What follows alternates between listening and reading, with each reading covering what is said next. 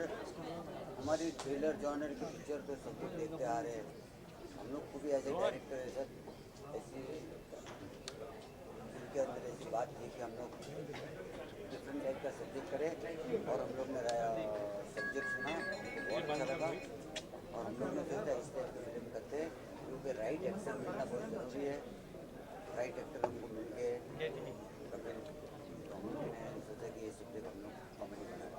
चलिए कि किसी का ये भी कहना था कि सर कपिल शर्मा का फेम इतना बढ़ गया है कि उन्हें बॉलीवुड मूवीज में आना चाहिए अब्बास खान। तो is it true also sir that Bollywood आना ही चाहिए, आ ही करें तो सर मतलब नहीं है क्या, किसी ने क्या कहा? Sir there are people who been saying कि हां the fame has been getting conquered on a huge level, so उनको बॉलीवुड मूवीज में भी आना चाहिए, गुड कॉमेडी जॉनर। सर ये लोगों का प्यार है, और मेरे लिए बहुत बड़ी बात है कि मैं पहली फिल्म जो है अब्बास मस्तान सर के साथ कर रहा हूँ। इनकी फिल्म देखी थी बाजीगर पहली बार मैंने, तो शाहरुख आते हैं जब घोड़े पे और म्यूजिक आता है बाजीगर में, तो मैंने नहीं कभी जिंदगी में सोचा था कि मुझे ये लोग कभी मुझे कास्ट करेंगे फिल्म में, तो मेरे लिए तो बहुत बड़ी बात है। अच्छा कपिल, आपने इनको कॉमेडी की तरफ मोड़ा है जी, और क्या एक्शन भी देखने को मिलेगा? क्योंकि इनका जॉनर जो है वो एक्शन में सर ये ना एक्चुअली लेबल लग जाता है इंडस्ट्री में कि अब आप देखिए अब्बास मस्तान सर की जितनी भी आप फिल्में देखेंगे, आपको कॉमेडी कभी भी मिसिंग नहीं मिलेगी। आप अगर बाजीगर देखें, खिलाड़ी देखें, बादशाह देखें आप, तो ये लोग बना देते हैं ऐसा, अदरवाइज ये नहीं है। मुझे ये लगता है कि जिसको रोटी बेलनी आती, वो चाहे कुलचा बेले, चाहे भटूरा, चाहे चपाती, तो वो कुछ भी कर सकते हैं। सो डायरेक्शन उनको पता है, उनको म्यूजिक की सेंस है, उनको स्टोरी की सेंस है। सो कॉमेडी हमेशा उनकी फिल्मों में रही है। हाँ, इस बार ये नया है कि आउट एंड आउट कॉमेडी जो है वो उन्होंने पहली बार करी है, क्योंकि इससे पहले मिला भी नहीं ना उनको। तो घर वाला एक्शन देखने को मिलेगा कभी? स्टैंड अप कॉमेडियन, जी। तो अभी आप जब एक्टर बन गए हो तो आगे चल के आप सारे जॉनर्स को सर बिल्कुल मैं ट्राई करूंगा। मुझे अब्बास भाई ने ये भी कहा कि तुम्हें एक्शन सीखना चाहिए, क्योंकि आगे चल के हम लोग कुछ ऐसा प्लान कर सकते हैं। पर मुझे ये लगता है कि स्टैंड अप कॉमेडी से लोग मुझे जानते हैं। मैं सीरियस थिएटर करता रहा हूँ 10-12 साल, उसका किसी को पता नहीं एक्चुअली, क्योंकि जो ऑब्वियसली जब आप टीवी पे काम करते हो, जब करोड़ों लोग एक साथ देखते हैं, तो जो चीज़ आप करते हो वही दिखती है, और वही उसी में लोग आपको मानते हैं। सो मुझे बड़े सालों बाद इसमें एक बड़ा क्लाइमेक्स सीन है जो हमारा, उसमें मुझे थोड़ा गंभीर और इमोशनल सीन भी करने का मौका मिला। सो फिल्म में सारे रंग हैं एक्चुअली, पर ये है कि मेन जो हमारी फिल्म है वो कॉमेडी है, तो मज़ा आएगा लोगों को। कपिल 70 mm पर पहली बार आप नजर आएंगे, 70 mm पर कॉमेडी करते हुए। ऐसा कौन सा कॉमेडियन है जिसको आप मानते हैं कि हाँ 70 mm पर कुछ ना कुछ अपने जैसा उनसे रिलेट करते हैं? सर मुझे नहीं लगता है कि कोई भी इंसान किसी के जैसा नहीं होता है, सब अलग होते हैं। पर मैंने हर किसी से कुछ ना कुछ सीखा है सर। अगर आप महमूद साहब की बात करें, तो वो ऐसे एक्टर थे कि उनका फिल्म में होना ज़रूरी समझा जाता था उस समय। अगर बच्चन साहब को आप देखें, तो वो जब कॉमेडी करते हैं तो लगता नहीं कि उनसे बढ़िया कोई करता है, और जब एक्शन करते हैं तो ये भी नहीं लगता कि उनसे बढ़िया कोई एक्शन करता है। गोविंदा सर हैं, अरशद वारसी हैं। सर अरबाज भाई के मैंने ये सीखा कि अपने काम पे फोकस करो, भाड़ में की दुनिया। तो वो अपना बड़ा कूल रहते हैं सेट पे अपना। मैं कभी कभी सोचता हूँ इतनी गर्मी में जब शेव करके आप गम लगाते हो और ऊपर से मूंछ लगानी पड़ती है तो बड़ी खींच आती है, तो बेचारे गर्मी में वो लगा के मुझे अंदर से जलन होती थी, और एकदम से कुर्सी को पकड़ के बैठ जाते कि चलो 2-3 मिनट जलेगा, उसके बाद आराम से बैठ जाओ। तो बड़े कूल है, तो उनके साथ मैंने पहले भी काफ़ी काम किया है।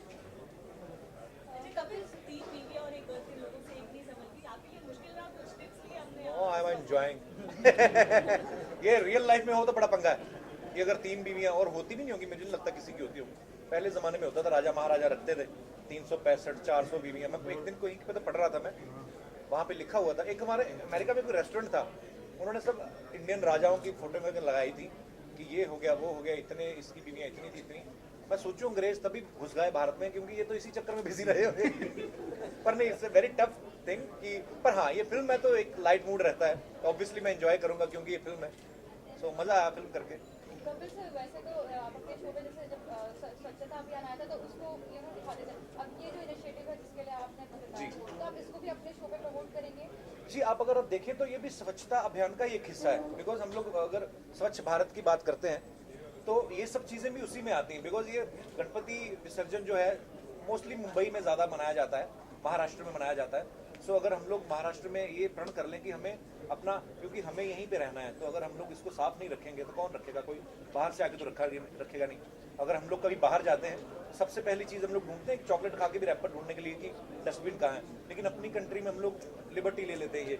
तो मुझे लगता है लोगों में अवेयरनेस आ गई, अभी पूरी तरह क्लीन तो नहीं हुआ है और होगा शायद आने वाले सालों में, लेकिन इतनी अवेयरनेस लोगों में आ गई है, जो मोदी साहब ने भी इनिशिएटिव लिया कि लोग अभी कहीं कचरा फेंकने से पहले फेंक देते हैं अभी भी, लेकिन अभी आसपास देखते हैं, कोई देख तो नहीं रहा, तो धीरे धीरे मुझे लगता है वो चीज़ भी कम हो जाएगी। कपिल सर, सब सारे फिल्म अपने प्रमोट करने के लिए आपके सेट पे आते हैं, आपके शो पर आते हैं, क्या कपिल किसी के सेट पे जाने वाले हैं या अपने ही सेट पे किस अंदाज से promote मैं आपके पास आया हूँ ना, इसीलिए तो एक्चुअली हम लोग जा रहे हैं कुछ एक, जैसे हमारा शो कॉमेडी है तो द वॉइस उसमें जाके आए हैं, अभी हम लोग इंडियन आइडल में जाने वाले हैं, डांस इंडिया डांस में जाने वाले हैं। सो हर तरीके के शोज़ जो है, तारक मेहता का उल्टा चश्मा उसमें भी जाएंगे, बिकॉज हर एक शो की अपनी अपनी खासियत है, सब जगह जाएंगे हम लोग। कपिल, कोई नई चीज सीखी है आपने जब अभी अब्बास मस्तान वही सब?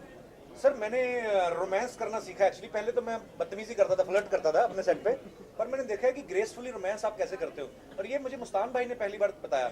हम राजस्थान में शूट कर रहे थे, तो मेरे साथ मंजरी थी और सिमरन थी, उनके साथ शूट कर रहा था मैं, तो मुझे डर लग रहा था यार, मैं किसी की बहू बेटी को कैसे पकड़े यार, ऐसा नहीं अच्छा लगता है। तो मेरे को मुस्तान भाई ने कहा कि नहीं नहीं तुम हीरो, तुम्हारी हीरोइन है। फिर मेरे दिमाग में आया यार, ये तो हम तो आए इसीलिए इतनी दूर से फ्लाइट लेकर राजस्थान में। तो थोड़ी देर बाद फिर मुझे पता चला कि नीचे कब्रें थी, लेकिन बड़ा खूबसूरत था। तो मेरे मन में ये भी आया कि नीचे आदमी सो रहे हैं यार बेचारे, जो उनके ऊपर चढ़ के हम लोग समंदर तू किनारा मैं कर रहे हैं। पर नई चीज़ें सीखने को मिली, क्योंकि ये कैमरा के आगे आपको जो आपकी स्क्रिप्ट में लिखा है वो आपको करना पड़ेगा, और आपको यू हैव टू बी। सो मैंने बहुत बड़ी सारी चीज़ें सीखी सर उसमें। उसकी भी आपको ढेर सारी शुभकामनाएं। नया साल भी आ रहा है, उसकी भी ढेर सारी शुभकामनाएं। जन्माष्टमी भी आ रही है, उसकी भी आप सबको ढेर सारी शुभकामनाएं। भगवान आपको खुश रखे, तंदुरुस्त रखे, आपके परिवार खुश रहें, और बस खुशियाँ खुशियाँ। कपिल सर, लास्टली अब जब आपने बोला कि आपने रोमांस करना सीखा पहले एक बात बताओ, स्कूल नहीं गई आप आज? बड़ी छोटी सी जर्नलिस्ट है यार। 6 बजे। ओके कपिल सर, अच्छा। आप अभी आपने बोला कि आपने रोमांस सीख लिया, तो अभी आप शिमोना को साथ रोमांस करेंगे या फिर अभी भी उनको ऐसे ही? आशा, you're talking about that girl who comes in TV? नहीं यार, वो उसका अपना मजा है, क्योंकि आप जितना भी, मेरे को लोग बड़ा बोलते हैं कई बार कि आप अपनी बीवी को इतना तंग क्यों करते हो, पर एंजॉय भी उसी चीज को करते हैं। यूनिवर्सल ट्रूथ है ये। कम से कम हमारा कल्चर ऐसा तो है कि एक ही बीवी के साथ रहते हैं। दूसरे लोग तो वो कैलेंडर की तरह बीवियां बदलते हैं बाहर दूसरे देशों में, अगर आप देखो तो। ये मुझे लगता है कि मैं नहीं बदलूंगा, मैं उसके साथ ऐसे ही रहूंगा। वो भी तो मुझे मारती है, उसके बारे में कभी नहीं पूछा किसी ने। कपिल, कलर्स पे और एक शो आ गया है, कॉमेडी नाइट जी। चाओ। तो बहुत सारी अटकलें हैं कि अब कपिल का शो ऑफर हो जाएगा, और वो शो भी वही टाइम स्लॉट पे आ रहा है सैटरडे के टाइम पे, तो संडे का स्लॉट भी वही शो फिल करेगा, तो इज इट ट्रू? नहीं, ये बिल्कुल सच नहीं है। हमारा शो संडे को आता है, और क्योंकि हम लोग ट्वाइस इन ए वीक थे पहले, तो वो सैटरडे हम लोगों ने छोड़ दिया स्लॉट, बिकॉज 26 एपिसोड की सीरीज बनाई थी ये। टचवुड लोगों का इतना प्यार मिला तो हम 200 एपिसोड के आसपास पहुंच गए हैं। सो फिल्म भी थी करने के लिए, आगे और भी प्रोजेक्ट्स हैं, तो मुझे लगा कि क्वालिटी मेंटेन रहनी चाहिए, ना कि क्वांटिटी। मैं प्रोड्यूसर जरूर बनाऊं अपने शो का, लेकिन मेरी प्रोड्यूसर वाली सोच नहीं है। मैंने अपने पैसे आधे कर लिए, लेकिन शो मैंने मनसी ने वीक किया ताकि लोग एंजॉय करते रहे, देखते रहे। वो अलग शो है, वो उसका फॉर्मेट अलग है, वो सैटरडे को आएगा और हमारा संडे को। चलिए, थैंक यू सो मच। आप सबका बहुत बहुत शुक्रिया। Thank you so much.